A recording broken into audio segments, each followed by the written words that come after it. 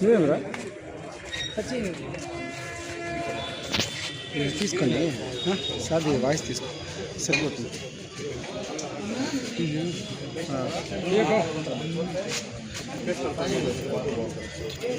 Hello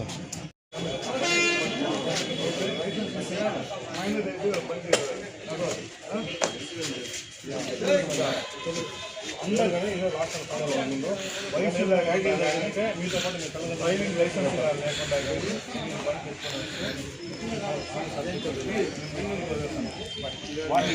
warning next ఒక్కసారి నా విధంగా చేస్తే కోర్టుతో పాటు సబ్మిట్ చేస్తాం. కోర్టు మీద సబ్మిట్ చేసి మీతో పాటు మీ తల్లిదండ్రులు కూడా కేసు అదే చట్టంగా.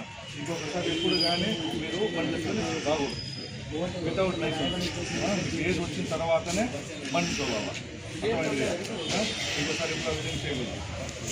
ఫస్ట్ వార్నింగ్ ఫస్ట్ వార్నింగ్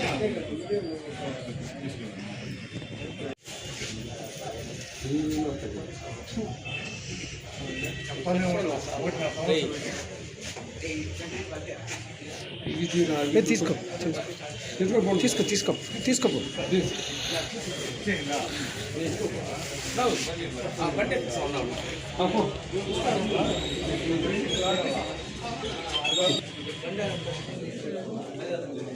స్టేషన్లో ఉన్నా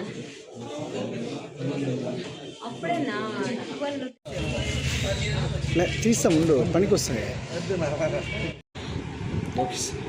గుడ్ మార్నింగ్ సార్.